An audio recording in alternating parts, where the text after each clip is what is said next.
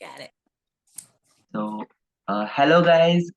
This is Kapil, your moderator from this INFP personality group. So, I hope you all are doing well.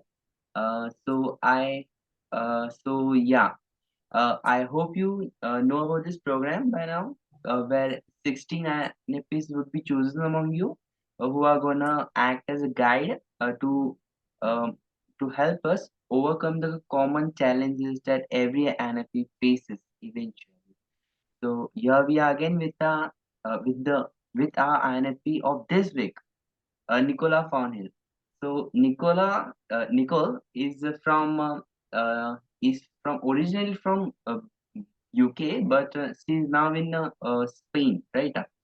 So yeah, she's a life coach and therapist, and so yeah, uh, so hi Nicole, how you Hi, doing? how are you? I'm great, thank you. How are you? Thank you for having me here. Really happy to We're share. really grateful to have you, and thanks for having making time for us. Oh, you're Uh, welcome. I enjoy it. So it gives me an opportunity to push myself out into my extroversion. this is our extrovert phase, right? So also congratulate, I'd like to congrats you for like being the voice of our INFPs. Thank you. Thank you. That's really kind of you. So should we start then? Yeah, sure. Why not? So yeah, like my first question to you is, can you tell us a little about yourself, how was your life and how you discovered that you're INFP, and when you discovered it. Okay, so I'm not going to go into a lengthy bumble of INP-ishness. I'll try not to anyway. I'm doing it already. Yes, so I am 51, as you know, and I'm a life coach and therapist. I've spent all my life either working with people as a therapist or being in therapy. I am still am in therapy. Well, I have a coach now. I had an extremely traumatic childhood, which led me to go down the route of being curious about how I can heal myself. So I've been in therapy for different modalities and also trained in those modalities afterwards. So in true INFP style, I guess you could say that I'm obsessed with healing, obsessed with making the world a better place, and obsessed with my own personal development and being the best person I can be. So I'm very typical. Only learned about the MBTI personalities this year, believe it or not. Really? Yeah, this year, which has enhanced my life in the sense of understanding myself more, especially the extrovert introvert, because Hmm. I can be either depending on the people that I'm with, which was always very confusing for me. Yeah. I guess the reason why I've only just discovered it is because I'm consistently studying and have been since I was in my 20s, particularly in therapy, psychology, all that jazz. So it's just been one on the list of things. I came across it. I believe in fate, in destiny. Things come as they should. And I came across it and thought this is really interesting. So, yeah, so at the moment I'm kind of diving deep in it, but it's created a lot of improvements in my life, but also a lot of confusion as well. Yeah, it really helps us, like knowing ourselves, and this MBTI. It's Yeah. also kind of addictive. Once you get hooked, like you can't leave it. Yeah, I think for me, the confusion comes from the fact that because I had a very traumatic childhood, I still question how much of my INFP-ness is something that I was born with or that has developed extensively because of the trauma. Because as we know, we're very feeling, and my feeling can be over the scale. Out of the range completely to the point where it can be a hindrance, I would say, and I'm sure that most INFPs would agree to some extent. Hmm. And it can catch me unawares and surprise me sometimes. And I still question how much of that is being an INFP or whether it's probably the addition of the trauma as well. Yeah, so, but I'm still loving it. I'm still interested. And it's certainly helped me understand my clients more as well. And also my friends and my partner as well, who is an INTP. So they take quite a lot of understanding because he's all there and I'm all here. Yeah. So imagine that. We do vibe We well like- with like INTPs, right? It's a challenge. It's a challenge, but you know, we both accept that we've got a lot to learn from each other. Yeah, absolutely. So, you know, so for me, people can be in your life for however long, and it's always for a good reason, even if it's just to learn something. So, yeah. So what's your like most admirable or like greatest thing about being an INFP? Our ability to love, of course. We love like Our we ability to love and our ability to have, for me, never-ending optimism and faith in things getting better. like sometimes like we think we can even heal terrorist terrorist people. Yeah, here I That's am. Here I am. Yeah. that's the Sure. energy, right?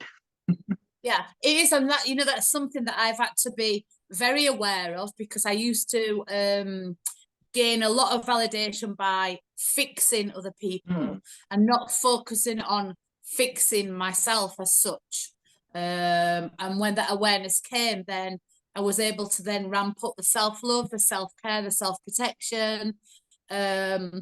So it's all good, but I think for a lot of people, if they are an INFP and they are not aware of that tendency to look out and want to fix whilst not looking at your own stuff, which seems to be a theme when I read particularly at posts on Facebook. One of the greatest things can be a challenge for an INFP is the depression.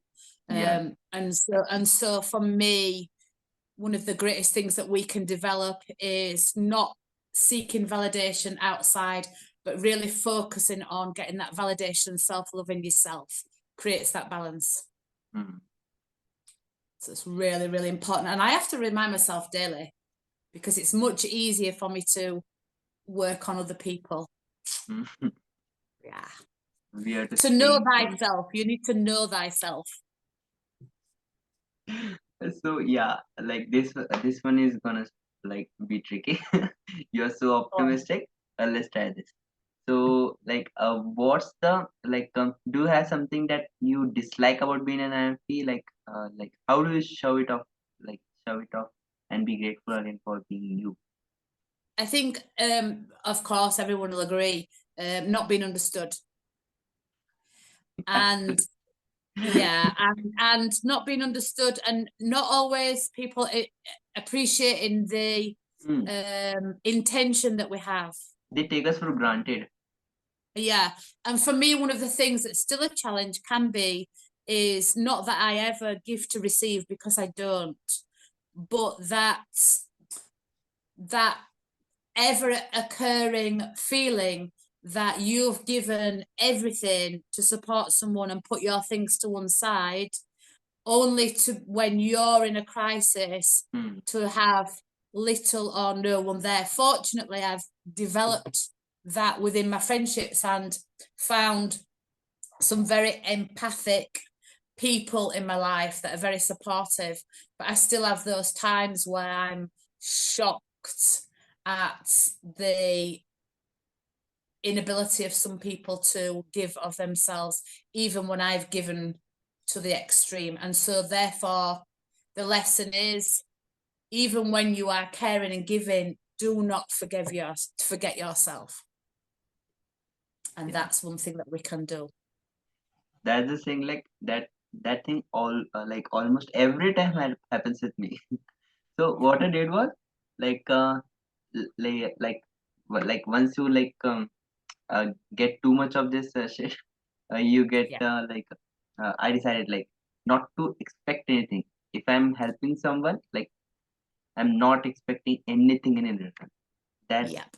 that's the kind Yeah. of Do you know that? Do you know the quote? I don't know who gave the quote, but the quote is to appreciate rather than appreciation is better than expectation.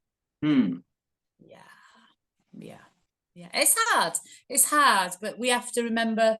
For me, we have to remember our purpose. Our purpose is to bring a lot of light and a lot of hope, and that's our role. It's been for me. It's been assigned. And so therefore we have to also, you know, remember that we need that love and that support, and we can give ourselves it as well. Yeah. Yeah. So Yeah. moving on. So yeah, like whenever we get nervous or stressed, we run out of words, or like we can't get a act straight. And if it's in emergency or in professional work, it really affects.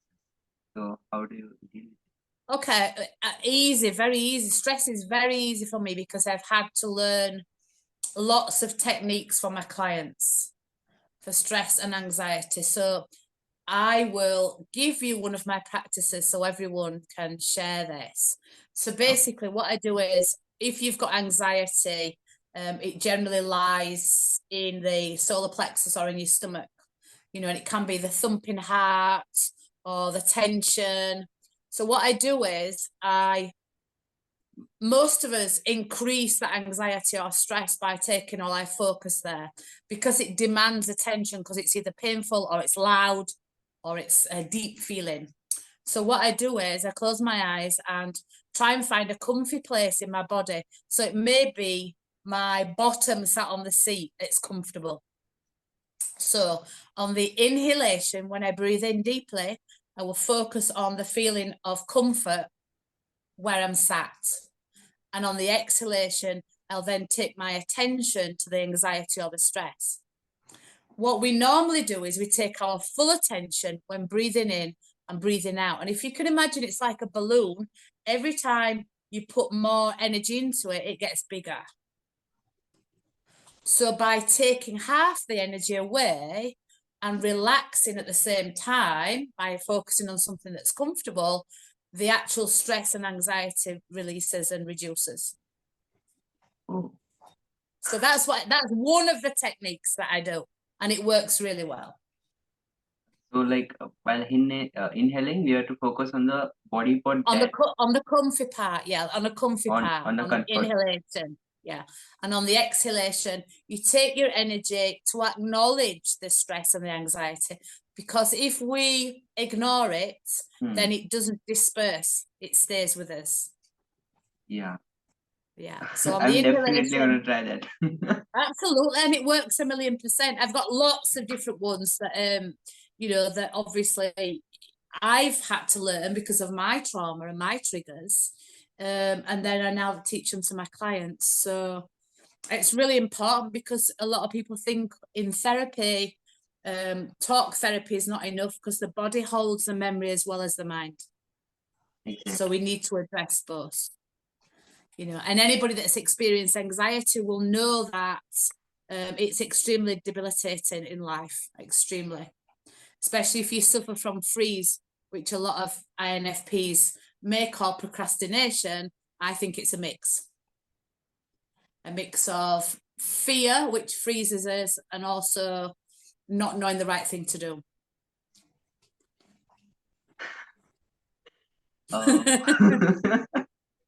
That's my theory. Yeah, like I somewhat agree to that. It really happens. I That's went good. like so yeah. Also like a lot of us people struggle from like overthinking, thinking of worst scenarios. We are sadistic persons. Like if you're doing a thing, we'll first imagine what's the worst gonna happen, and we are gonna fix on that.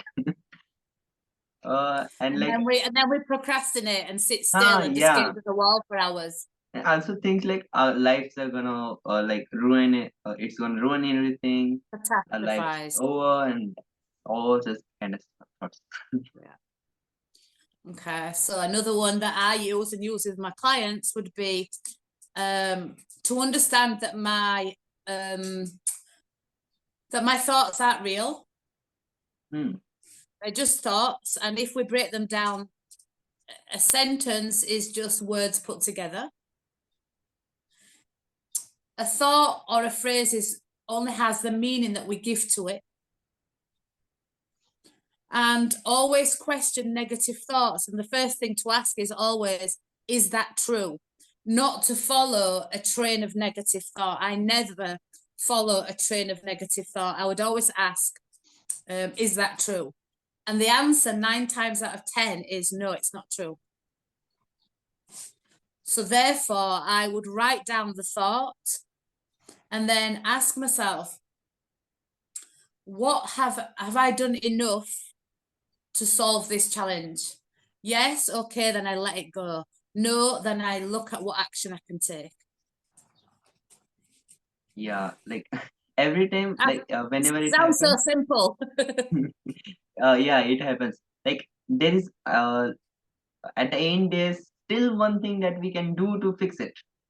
Every time, Always. always.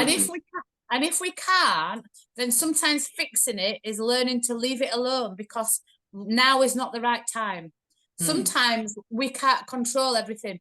We've not got the tools, we've not got the ideas, and so just leave it alone for now. Go and do something else. Put your energy in another area, because that's the same as we were talking about before. If you put your full focus on it and you can't solve it, then it just becomes bigger. Yeah, it's just like the quota. Like if you like focus on your own, it won't heal. You have to focus on some. Like, Absolutely. So it's about having that real awareness about yourself, isn't it? And what behaviors serve you and what behaviors don't serve you.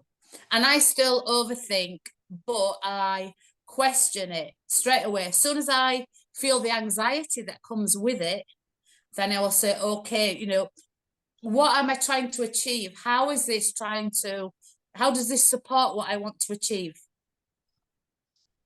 And a lot of the time I'll just go into the body. So I'll do some yoga, or I'll breathe, or I'll take a walk, or I'll go for a run. Because a lot of the time we live in here, and like once we get to need see to outside, remember, we need to remember we've got all this to live in as well. the world is big place. We can't like just sit in a room and imagine. Exactly. I've done lots of that, as we all have, but and indulge in it, and sometimes it's very pleasurable, but it's Yeah, also an escape as well. yeah. Yeah. I have experienced this many times. Whenever I'm stressed and Cool. like don't think like I can't find any answer, I go outside for a walk and all. Exactly. Go into nature. For me, it's really important that you find out where your joy is, where your happiness, where you can be present and be in the moment. For me, it's walking the dog, or going for a run, or riding my horse, or going to yoga, and being in my body. Yeah, because this can be a scary place sometimes. Here So, she is. Here's the dog. oh, is is it a she or he? It's just a she. Her name's Alicia, and I just cut her hair yesterday, so it's getting warmer now in Spain. She's an Australian Shepherd. Oh, she looks so cute. She's beautiful. Even I have a dog. It's a golden retriever. Oh, It's sleeping nice. now. They're nice dogs, though. Very, very loving dogs. Very lovely. Oh, this She's is having a going good look so now. well. She wants attention, it seems. She's always, yes, always. She's a good girl, aren't you? Yes, she is. Our next question. As an INFP, what are the biggest challenges that you faced? What the biggest challenges I faced, oh my words, I would say probably relationships, obviously. Yeah, relationships. Yeah, I would say that's been the biggest challenge. When I was younger, I would say not understanding why I didn't fit in. That was a really big challenge, which obviously can create a lot of fears around socializing and that kind of thing. So I think that's a natural process for INFPs. Like we always had this thought like something is definitely wrong with me. We don't look the other side. Yeah, for sure. And that's just, you know, definitely between 0 to 7, you know, that's when we're creating a lot of identity. 7 to 14 is very much around looking to others to identify with ourselves, which is very dangerous for an INFP, especially when you're not fitting in. And I'm now quite happy that I don't fit in, that I'm not what I would call mainstream. That I very much in the world, I think we need INFPs right now when it comes to not going with the crowd. We are the black sheep. Absolutely, but also, you know, having our values, which are so important, and that we will not move from because they feel so strongly for us. So yeah, the biggest challenge I would say is definitely relationships, connecting with other people. It's so important that you don't compromise yourself to fit in. We've all spent copious amounts of time on our own. I think it's really important for lots of people, but also an INFP, to understand how important it is to have our people that understand us. It's a long process sometimes. Yeah. That's the highlight. Don't compromise yourself to fit in. No, but it's easier said than done. I'm sure we've all done it. And I'm still doing it.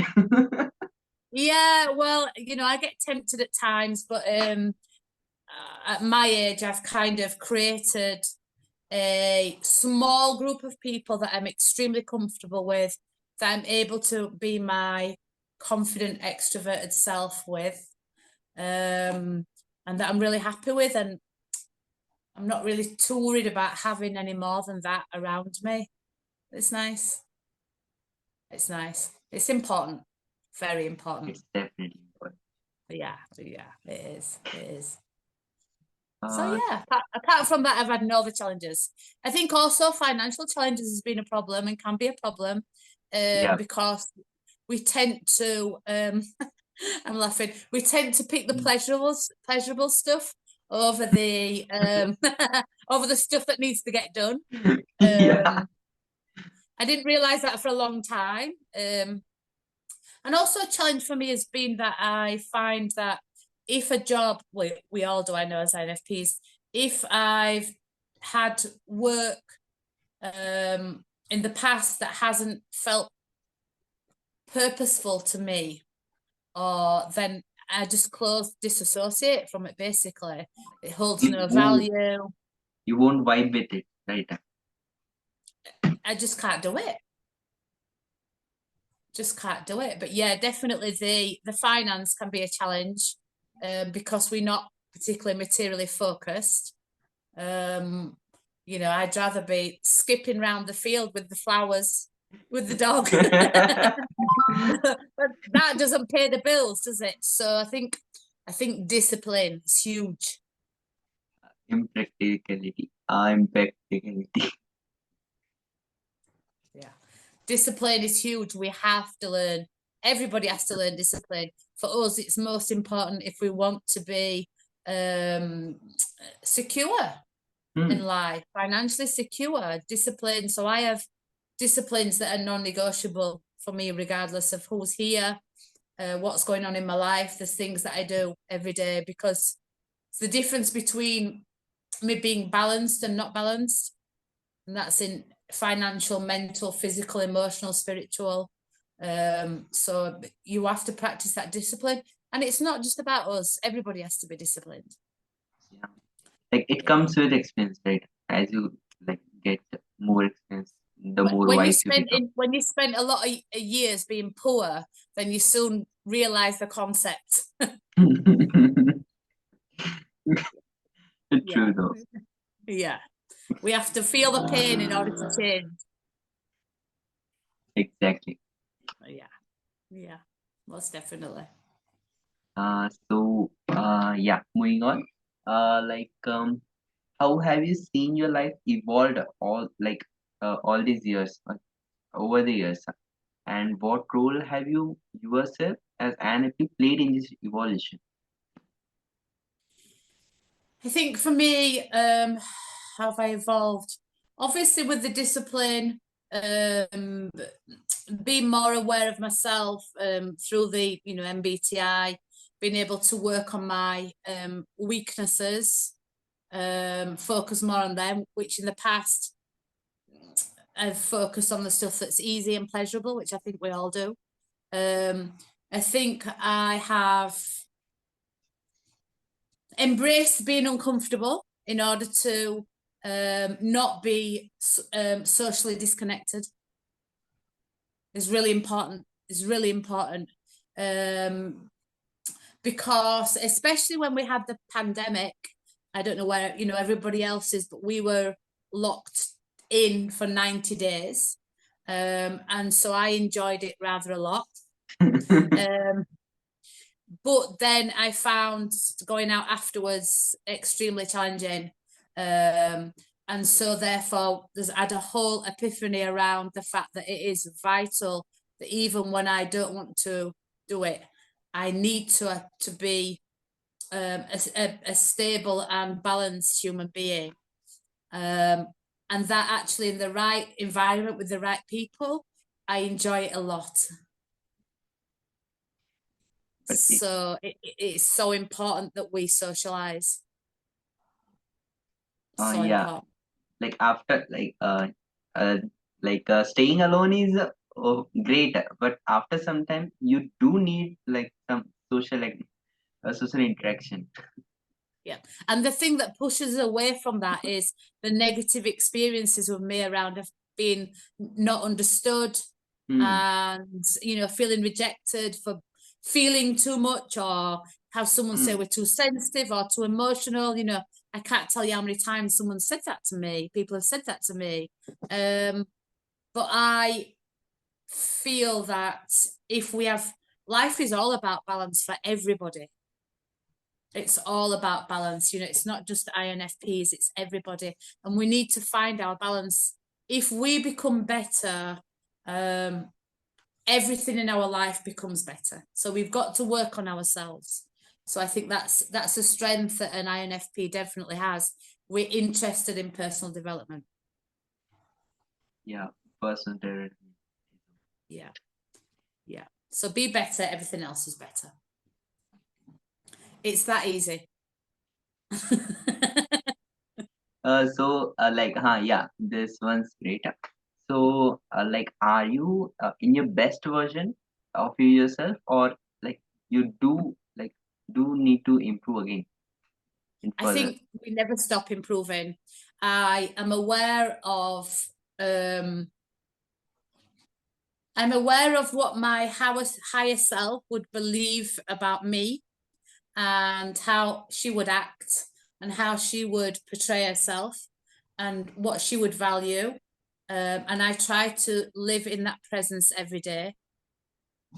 I don't always achieve it because obviously we have to interact with other people and there's other stuff going on around. But I always think we can be better. Always. But I would say that a lot of the time I live as my best self, but that's only because of my work, I think, as well. In my work, I have to embody what I teach. And so that's been a good thing for me. But I'm not perfect. By no No, stretch of no one's perfect. No imagination. one's perfect. No, That's a I'm fact. perfectly me. Yeah, we are perfect ourselves. Absolutely that. Yeah, absolutely that. It's interesting because I often think that when I read some of the comments, I know in INFP posts in different groups, not just INFPs, a lot of the people that know their MBTI personality often really focus on the pain of the personality and the struggles. And I know they're real, but I think that in order to have the balance while we're getting through things, we always should remind ourselves of our strengths and focus on that sometimes, on validating ourselves, because oftentimes it can be seen as a hindrance rather than a help. So it's good to be able to even write a list down of things that you've achieved, even if they're little things or things that you've changed or overcome. So I think it's really important. Give yourself a pat on the back. We underrate ourselves most of the time. Absolutely, we hold high values. It's amazing. I had to recently write for a training course that I'm doing my eulogy as if I had died and someone else was reading it at my funeral. And I had to write down what I wanted that person to say about me. And what was interesting from that, I was able to then look at the things that I'd written that I'd already achieved.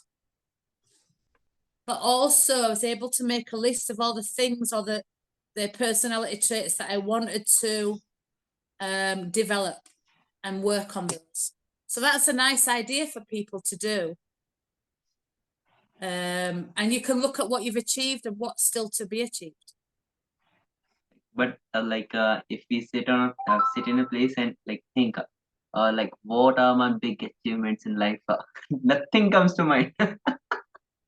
Yeah, I think it's I think we have to be writing down your strengths and what you've achieved, and it shouldn't be too much of a difficult thing for an INFP, because we've got a natural caring, empathic feeling for others and nature and the earth and everything.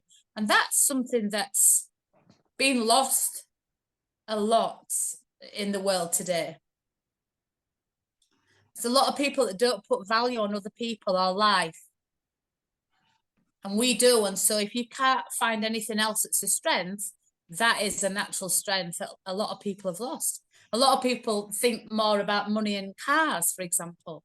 You know, and here we are caring about the world and animals and people, and that's a huge strength. But we don't have this. Yeah. People tell us you are such a great person, but we don't feel it. Well, I think that's another thing, isn't it? You have to accommodate that. You have to realize, you have to accept the praise, because you have to be open to receive. And we givers, so we have to learn that. And that's something I've learned as well. And it's a precious thing when someone validates you. That's why I think it's so important that as INFPs we have jobs where we are helping people, because then we feel our true worth, that we're able to be in full expression, and we can flourish, and then we can make money as well. It's win-win. Win-win. It's a win-win. But it's true, isn't it, to say people get whatever if you do what you love, then you'll succeed. Yeah, definitely. But that's not the case for most of the INFPs. Don't you think? Only if you get into this psychological strength, to help others mentally and emotionally. But most of us are stuck in corporate worlds, behind the desk. But through this group and all, they get a chance to interact with the same kind. It is really helpful. It is helpful, and I think it'll always be helpful to me, because everybody wants to be understood, and being able to understand yourself and to speak the same language is really, really important, because we can feel very isolated and alone. Yeah, and exactly. Once you hit the puberty, you can't even talk to your parents. not your like friends, you feel like no one understands me, and that I was really goes on. I was really lucky. My mum was an INFP. So I was really lucky, but my dad is probably, well, probably more a thinking like an INTP or something like that. So yeah, he would be always criticizing and you were too emotional and which can have a massive impact. But my mum was always the one that would, be supportive and understanding. So it's so important that we have those people around us, like you say, that understand who we are. Yeah, You know. someone lucky, someone. And know that there are people out there. We just have to take the risk of going and finding them. For me, it was always about I found my people. For people that are struggling with finding their people in real life, I found my people working with animals, walking groups in nature, in writing groups, all creative things. What else? Yeah, just the stuff that we love doing. You'll find your people there. Just have to be brave enough to go out. Yeah, I will do that, and if we can do that, the like about like among all the MBTI types, everyone like faces problem. Everyone has problems. Some are worse, some are like simple, but as NFP, we take our problems very personally, and we do overcome it. That's the advantage. For we go on climbing stairs. For sure. We almost, Solve it's problems. quite a strange thing, isn't it? How we can almost get pleasure out of sadness and, and welcome. I'm not going to say the negative emotions, but the lower energy emotions, because I think we understand that when we express them, then we can release them. And also that we can learn from them as well.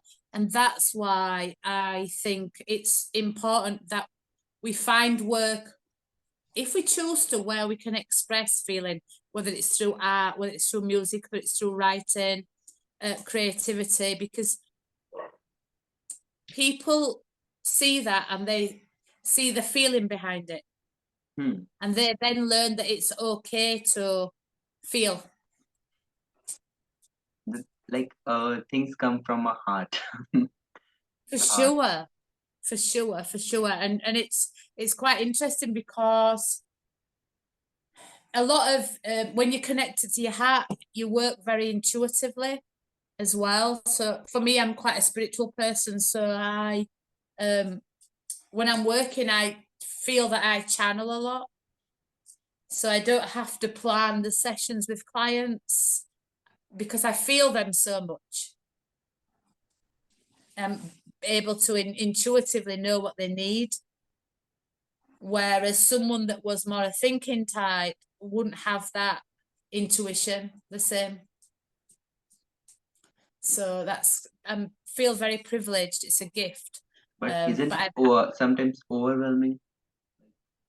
Sometimes. Well, sometimes I cry with my clients. Huh. I can cry with my clients. I share my story with my clients because it makes me more real. Yeah, cry with my clients because I feel them the same. But through that, we have a stronger connection, and so there's more trust. So I mean, I don't lose it. I don't lose it, but I feel them. And I've learned to manage my emotions and know when it's appropriate and know when it's not appropriate as well. But yeah, we feel everything, don't we? Feel everybody and everything. That's probably can be one of the negative things, the feeling, the intensity. It's beautiful when you look at a flower and think, but also when it can be something really sad and really hurtful, then it's intense. Yeah. Hello. She's coming in again. She's lovely. You want to get like She wants to come in the Got like. to- yeah, Come, always. she wants to Always get wants included. She wants to get included. to. Don't leave me out. Don't leave me out. So yeah, here's the last one. We'll wind this up. Okay, so give me 3 words to describe being an INFP. I wrote mine down. Love, blessing, feeling. That's the highlight. Love, that's And I do honestly feel that it's being an INFP is a blessing. Yeah. But it's the road to get to that place is not always an easy one. I acknowledge that. Yeah. But it's a blessing. I'd rather be the way I am than not as feeling and have to work on feeling. Yeah, you just have to surround yourself with the people that accept it when you fall apart. When you're crying on the floor. Those people are hard to find nowadays. Yeah, they are. I've got a very small group that really appreciate and really support and really love me for who I am. And that's not always easy to create, but it's definitely It's definitely not easy. an advantage in life when you know you've got that circle of people around you. Most definitely. So yeah. Love, feeling, and blessing. Love, feeling, and blessing. Yay! Does it get any better? So yeah. If we had a fourth one, it would be sleeping. Sleeping definitely should be included. Sleeping. We need the sleep. We need the sleep to recover, no? Yeah. The more we sleep, the more energetic we like come next day. Right. Yeah.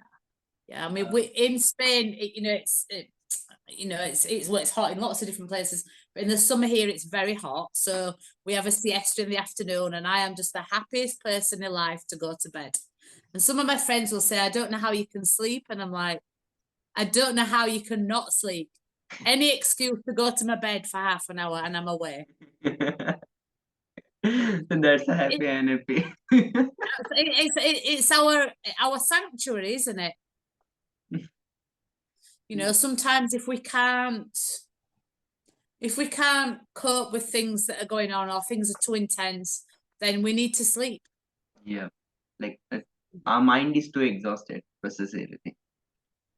To rest our mind, we need. And for me, it's like a reset button. I go to sleep and it's a reset button, and then I wake up and I'm good as new again. I'm sure everybody feels like that. Sleeping is a priority. Oh my God, is it? Then that's the problem, isn't it? When you can't sleep, that is a problem. Yeah, That's a big problem. Big problem. biggest problem. Yeah, I suffered that in so many. Yeah. Yeah, like during lockdown, I had a like traumatic experience. Then I was on medication for 6 months. Wow. At that time, I suffered insomnia. It was Wow. rough, but like we always do overcome such things, right? That's the spirit. Yeah, I think if I can't sleep, it's generally because I am not being congruent to my values. 9 times out of 10, if I'm not standing by my values, then my subconscious generally wakes me up in what I call the witching hour between 2 and 4 o'clock, and either gives me the answers or is just kind of like knocking on the door, like, come on, you're betraying yourself, basically. So yeah, we have to learn, don't we, to be good to ourselves, do what we need as opposed to sometimes what other people need. It's not easy, I know, but it's worth it. It's worth it because It's if not, definitely worth it. we end up depleted completely. It's not selfish to look after yourself. It's necessary. Yeah, it's necessary. More definitely. We'd like to thank you again, and we are grateful for your valuable experience and insights. Thank you so much for having me, and I just hope that it's been of a little bit of help. It was nice to talk, and as I say, being my extroversion for a little while. So yeah, yeah. Here's a note for like INFPs who are watching this. So if you got any questions or queries, please give it in the comments. We'll love to like answer it.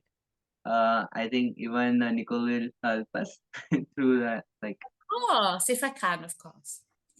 through the comments. Yeah, and if you are willing to like come on the stage next time, please let us know. You can reach me or our admin Sarah, and you can directly DM or even in the comment section you can do it. So yeah, let's find it. So hello, sir. So yeah, thank you again. Thank you so much. So Take care. take Have a care. nice Bye. evening. Bye So bye. bye.